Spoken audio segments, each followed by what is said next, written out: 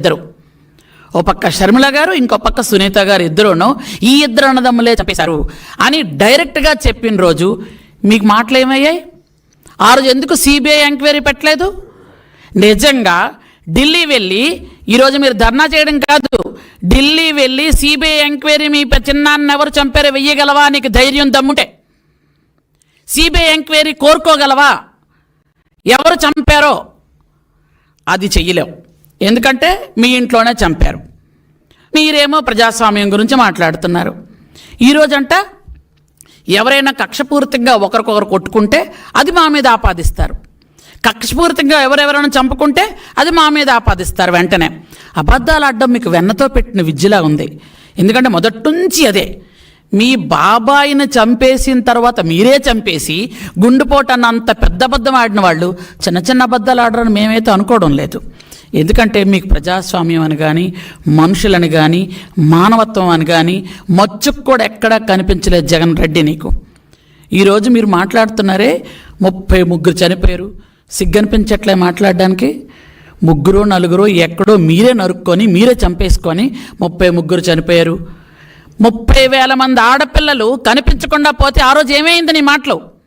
గత 5 సంవత్సరాలుగా 30,000 మంది ఆడపిల్లలు మేం చెప్పలే, అది రిపోర్ట్లు చెప్తున్నాయి, గవర్నమెంట్ రిపోర్ట్స్ చెప్తున్నాయి. ఆ రోజు ఏమైంది? ఆ రోజు ఏ గవర్నర్ని కలిసావు? తాడేపల్లి కొంపలో పరదాలు వేసుకొని కూర్చున్నావు. ఇతనికి ఏంటంటే చిన్నపిల్లలకు చాక్లెట్ ఇస్తే బయటకు వచ్చినట్టు ఈయనకి శవం కనిపిస్తే బయటకు వస్తాడు నవ్వడానికి. శవం కనిపించగానే శవం ఎక్కడ దొరుకుతుందా అని అదేమి అలవాటో నాకు అర్థం కాలే. కొన్ని సినిమాల్లో నేను చూశాను, ఎవరైనా ఏడుస్తూ ఉంటే ఈయన నవ్వుతూ ఉంటాడు ఎదురుగున్న ఆయన. అలా ఉందన్నమాట. ఎవరైనా చనిపోతే వెంటనే పరదాలను వదిలేసి వెంటనే అక్కడికి వచ్చేసి వాళ్ళని పలకరించడు, నవ్వుతూ పథకాల గురించి మాట్లాడతాడు. ఈయన మైండ్ ఏంటో ఆ పద్ధతి ఏంటో నాకు అస్సలు అర్థం కాలే.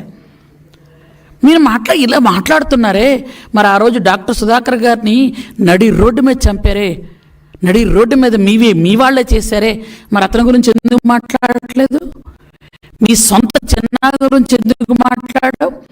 డాక్టర్స్ సుధాకర్ గారు తర్వాత డాక్టర్ అనితారాణి గారు, డాక్టర్ అర్చన గారు, వాళ్ళని ఎంత హింస పెట్టారే, ఎందుకు దాని గురించి మాట్లాడరు? పూర్తిగా అసలు ఈరోజైతే అసెంబ్లీకి ఒక మహానుభావుడు వస్తుంటే నాకు సిగ్గనిపించింది. దేవాలయం లాంటి అసెంబ్లీకి ఒక డ్రైవర్ని చంపేసి డోర్ డెలివరీ చేసి పెద్ద ఉత్తముళ్లాగా మళ్ళా వచ్చి ఈరోజేమో ప్రజాస్వామ్యం కూని అయిపోతుంది అంటున్నాడు ఒక ఆయన అసలు ఏం వాళ్ళు వచ్చి ప్రజాస్వామ్యం గురించి మాట్లాడుతున్నారే. 4 రోజులు 2 నెలలు చంపేశాను నొప్పుకొని జైల్లో ఉండొచ్చిన అతను సుబ్రహ్మణ్యం ఒక దళితుడిని చంపేశారు. ఈరోజు ఆ మహానుభావుడు వచ్చి ఎన్ని మాటలు మాట్లాడుతున్నాడంటే పూర్తి మళ్ళీ చూస్తే అనంతమంతా చెప్పినటువంటి అనంతబాబు ఏదో ఈయనకి అస్సలు ఎక్కడ ఏ మచ్చలేనట్టు. ఎంత దారుణం అంటే డ్రైవర్ని చంపేసి డోర్ డెలివరీ చేశాడు ఆయన, జైల్లో ఉండొచ్చాడు. ఈరోజు ఆయన ప్లకార్డులు పట్టుకొని ఆయన బయట ఏమో తిరుగుతున్నాడు. అంటే దెయ్యాలు వేదాలు వల్లించడం కాదా ఇది? ఒకరు కాదు, ఇద్దరు కాదు. యాక్చువల్గా అయితే ఓం ప్రతాప్, కోడికత్తి సీను మీకు సాయం చేయడానికి చేశాడో దేనికి తెలియదు కానీ 5 ఏళ్ళు ఉంచారు పాప మా దళిత యువకుడిని లోపల. అలాగే హనుమాయమ్మ, స్నేహలత, రమ్య, వెంకాయమ్మ, శ్యామ్ కుమారు, కర్రీ శ్రీకాంత్, జడ్జి రామకృష్ణ గారు, వీళ్ళందరూ గుర్తులేదా? చనిపోయిన వాళ్ళంతా ఆత్మలై మీ చుట్టే తిరుగుతున్నారేమో నాకు తెలిసి. వీళ్ళందరూ గుర్తులేరా? మీరేమో మాట్లాడుతున్నారు.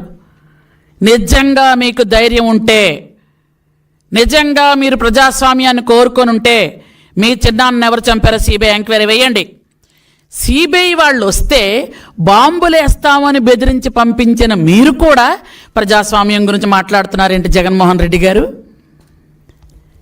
ఏమి విడ్డూరం అండి ఇది? సిబిఐ వాళ్ళు వస్తే